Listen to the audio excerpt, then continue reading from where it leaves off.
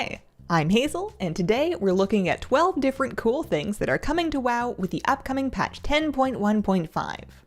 Number 1. Augmentation Evoker. This is a brand new third spec for evokers, centered around buffing other players. It's a bit of an experimental new concept, at least for modern WoW. Ebb and Might is your core buff on this spec, increasing your 4 nearest allies' primary stat. It should prefer DPS. Other buttons in your rotation will extend the duration of your Ebb and Might buff. The measure of a good Aug Evoker could well be how much uptime they have on their Ebb and Might, and how well they choose who to hang out with, assuming that everyone else isn't throwing elbows trying to pixel stack on top of you. Another cool spell they have is Blistering Scales. That is a buff for your tank. It will increase their armor and give them stacks of exploding scales. If you're targeting an enemy, it will automatically cast on your enemy's target, so no need to figure out who's currently tanking at the time. If you're more a fan of picking one favorite buddy to directly give a buff to, a la Power Infusion, Prescience will directly give that one ally crit and procs copies of their spells. Overall, Augvokers are likely to be in high demand for groups in patch 10.1.5. If you're curious about the spec and you don't have an evoker yet, now is a good time to level 1 to 70. Number 2. The Dawn of the Infinite Mega Dungeon.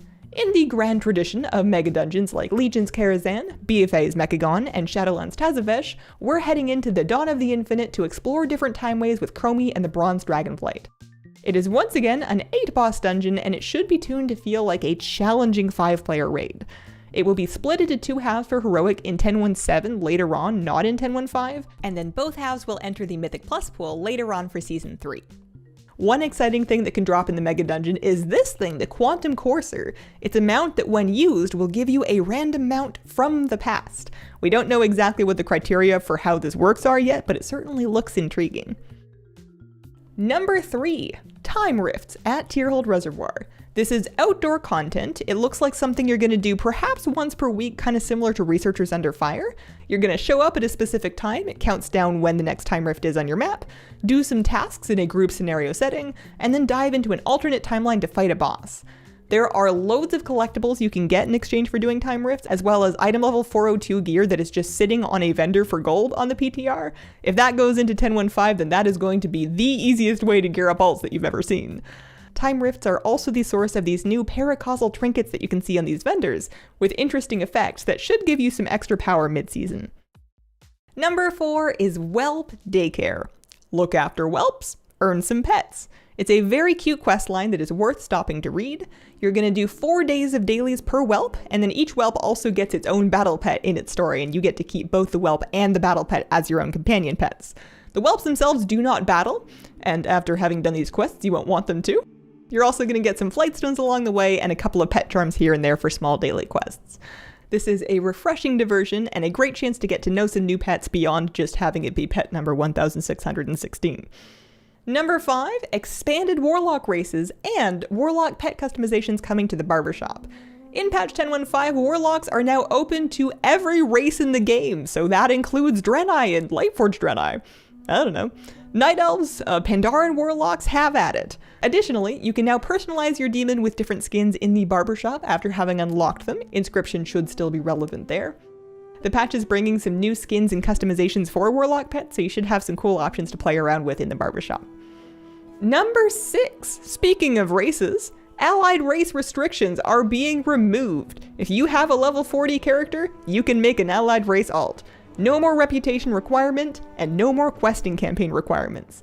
This is your moment to embrace the Kultirans, the Zandalari Trolls, the Volpera, and the Void Elves. Also, the rest of them. Choose your own adventure. Number 7, for those alts that you've already made and more or less forgotten about, the Welcome Back gift feature. This is an option for a character in between levels 10 and 60 that has been inactive for 60 plus days. If you choose to do this, it's going to port you to your main city of either Stormwind or Orgrimmar, give you a set of level appropriate gear and equip it for you, clear out your bags, clear out your quest log, and then mail your stuff back to you. Using this is totally optional, so if you have quests that you don't want to lose in your quest log, you are not forced into this feature, but if you just want your messy old alt to be less messy, this is the dream. Number 8 is another nice quality of life change for alts, free and automatic riding training. No more 4K-ish gold per alt for fast flying. You're going to get your slow ground automatically at level 10, fast ground at 20, slow flight at 30, and fast flight at 40. Also, no more need to go back around to a riding trainer to get your training, you're going to get it automatically when you level. If you are leveling alts right now with the Winds of Sanctuary experience buff, consider whether or not you want to pay for the fast flying. It will be free soon. Number 9 is new mounts and pets to collect. Couple of examples among many. We've got the Scourgebound Vanquisher and Perfected Juggernaut. For pets, there's Doom Rubble, the Obsidian Warwhelp, Gildan. All of those things are actually from the Time Rifts feature, along with tons and tons of transmogs to collect, so there should be lots to keep the collector and you happy. Number 10 is appearance tracking. Speaking of collectors and transmog, this is a new built-in feature for budding mog hunters. In your appearance journal, when you're tabbing through, browsing around, looking at all of those delicious things that you don't have, you can now shift-click a thing to track it on the sidebar, like a quest. This currently only works for boss-dropped or vendor items, but you can put yourself together a little to-do list and then leave it on your screen to stare at you until you've actually gone and gotten it. Number 11 is the Garrosh Skip. If you have defeated Mythic Garrosh on your account, all of your characters can now skip straight to him to farm the Mount or Tusks of Manaroth or whatever. This is fantastic news. If you are somebody out there that has been saying you will get around to farming the Garrosh Mount or the Tusks of Manaroth eventually, congratulations, you have more or less procrastinated long enough. And number 12 is the Kalimdor Cup and the Drake Racer Silk appearances. So this is not to be confused with general dragon riding in the old world yet. That was being tested on PTR, but it's not actually coming to WoW until a later patch.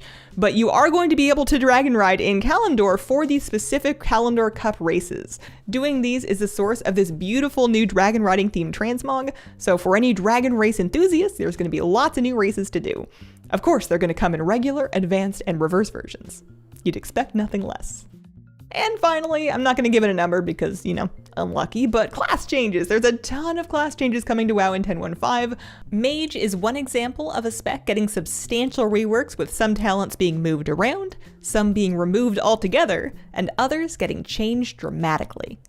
I will link the latest full update notes down in the description, so if you want, you can scroll down to your class section and read up exactly what's changing for you. But overall, that's a taste of what's coming in 10.15. We still currently, as of recording this video, have no patch date, so we don't know quite when it's coming, but, you know, word on the street is soon. Thanks for watching. Check out a Twitch stream from me sometime if you like, and have a wonderful, wonderful day. Bye.